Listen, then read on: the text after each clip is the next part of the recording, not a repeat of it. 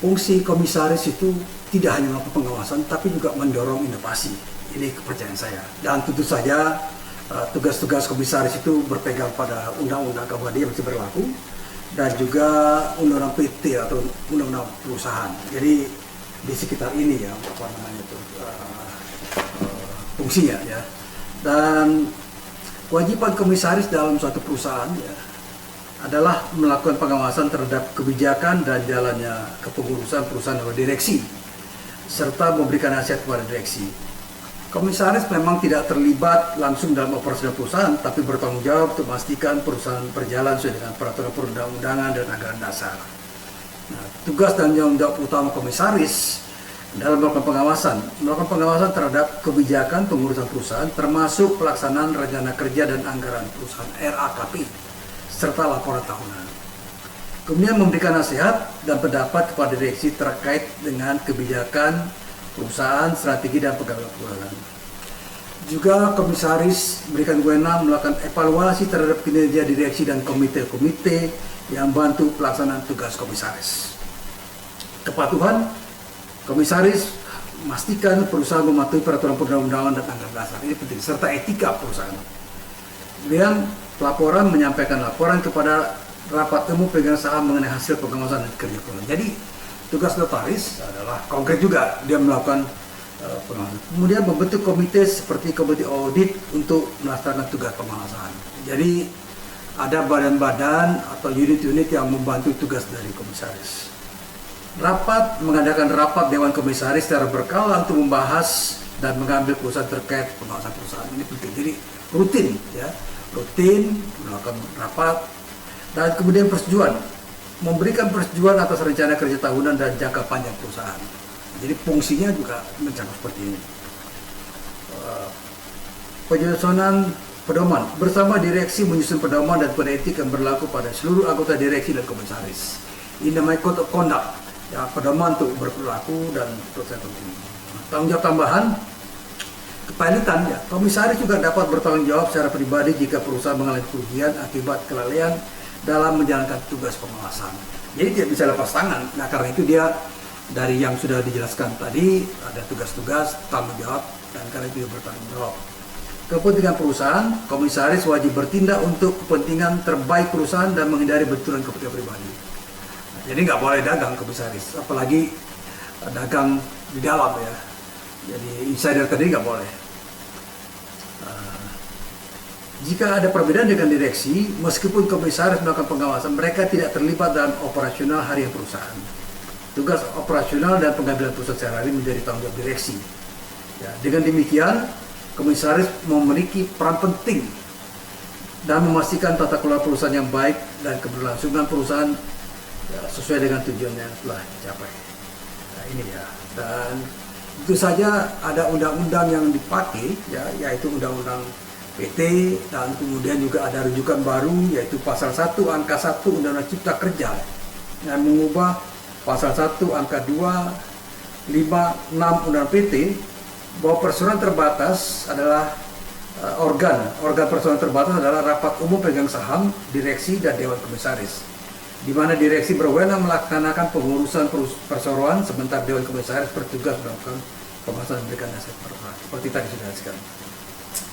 Kemudian terkait dengan Dewan Komisaris, saya sebut dalam Undang-Undang PT pasal 108 ayat 1 Undang-Undang PT bahwa Dewan Komisaris melakukan pengawasan atas kebijakan perusahaan pada umumnya baik mengenai perseroan maupun usaha perseroan dan memberikan nasihat kepada direksi. Oleh karena itu, secara umum peran Dewan Komisaris dan perseroan adalah melaksanakan tugas pengawasan atas kinerja direksi, bukan tugas pengurusan perusahaan. Dan kemudian di dalam Undang-Undang PT juga diatur Dewan Komisaris dapat membantu pengurusan perseroan dalam batas-batas yang diatur anggaran dasar dan Undang-Undang PT. Ya, oleh sebab itu, ya, skenario pertama dari pengurusan perusahaan ini, pertama pengurusan perseroan sehari-hari. Menurut pasal 117 atau 117 Undang-Undang PT mengatakan bahwa anggaran dasar dapat menetapkan pemberian wewenang kepada Dewan Komisaris untuk memberikan persetujuan atau bantuan kepada direksi dalam melakukan perbuatan hukum tertentu. Dalam hal ini Undang-Undang PT tidak memberikan penjelasan terkait sejauh mana anggaran dasar perseroan dapat memberikan wewenang Dewan Komisaris untuk memberikan persetujuan dan pembantuan kepada direksi. Namun pada praktiknya, dalam anggaran dasar beberapa perseroan mengatur bahwa untuk pengurusan tertentu, direksi perlu mendapat persetujuan dan atas bantuan dari Dewan Komisaris. Contoh yang ditemui adalah tugas dan wewenang direksi yang secara umum mengatur bahwa direksi bertugas melakukan pengurusan termasuk menandatangani perjanjian pinjaman atas nama perseroan. Ini harus ada persetujuan dari komisaris. Ya. Oke, jadi harus ada batasan tertentu. Ya, tercatat. Dan menurut penjelasan pasal 117 ayat 1 Undang PT mengatakan bahwa persetujuan atau bantuan Dewan Komisaris atas perbuatan hukum tertentu bukanlah merupakan tindakan pengurusan.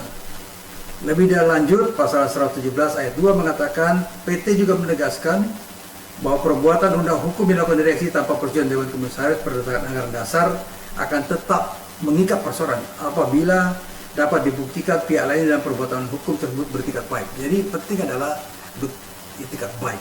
Ya. Oleh karena sejalan dengan two-tier board yang dianut oleh hukum korporasi Indonesia, walaupun Dewan Komisaris dapat andil dalam pengurusan besar perseroan, wewenang pengawasan tetap terpisah di mana peran pengurusan tetap dengan direksi. Ya. Dan kemudian ada landasan hukum juga harus perhatikan penjelasan pasal 118 ayat 1 Undang-Undang PT, contoh pasal 99 ayat 2 huruf B dan pasal 107 Undang-Undang PT menegaskan ya, pasal ini hanya berlaku dalam keadaan tidak ada direksi perseroan, merujuk pada situasi jika terjadi perkara di pengadilan antara perseroan dengan anggota direksi, ya, atau ada bentur kepentingan antara direksi dan perseroan, dan dalam hal tersebut semua anggota direksi mempunyai bentur kepentingan perseroan. Dan jika seluruh anggota direksi berhalangan terbentuk sementara. Kemudian berdasarkan pasal 118 ayat 2 Undang-Undang PT, tindakan pengurusan oleh Dewan Komisaris dalam situasi yang dijelaskan di atas mencakup seluruh hak, wewenang, kewajiban direksi terhadap perseroan dan pihak ketiga. Jadi komisaris bisa bertindak mengambil alih ya tugas direksi dalam hal tertentu ya seperti tidak dijelaskan. Jadi dalam pasal itu. Skenario 3, ketika perseroan belum mendapatkan status badan hukum, pada saat perseroan baru berdiri dan belum memiliki status badan hukum, perbuatan hukum atas perseroan hanya dapat dilakukan oleh anggota direksi bersama semua pendirinya semua. Nah, saya kira ini suatu perusahaan baru ya. Nah, kemudian ada juga yang penting dalam pasal 79 ayat 5 dan ayat 6 Undang PT huruf B menjelaskan bahwa dalam konteks penyelenggaraan RUPS tahunan, direksi wajib melakukan pemanggilan RUPS paling lambat 15 hari terhitung sejak tanggal permintaan penyelenggaraan RUPS diterima. Jika direksi tidak melakukan pemanggilan RUPS, maka Dewan Komisaris melakukan pemanggilan sendiri RUPS apabila RUPS dengan atas permintaan Dewan Komisaris. Jadi Dewan Komisaris boleh menyelenggarakan RUPS apabila direksi tidak melakukan pemanggilan RUPS. Ya. Selanjutnya Undang-Undang PT ya, memberikan kemungkinan Dewan Komisaris memiliki kewenangan, hak dan kewajiban yang sama dengan direksi, namun hanya untuk keadaan tertentu, sebagai disebutkan pasal 19. Ya, ini yang penting. Jadi saya kira memang harus untuk tugas direksi ya, harus dibaca secara tepat Undang-Undang PT dan Undang-Undang KUHD, termasuk perubahan Undang-Undang PT yang terdapat dalam Undang-Undang Cipta Kerja. Selebihnya Komisi Hukum atau bagian hukum dari perseroan ini harus aktif belajar mengikuti perkembangan.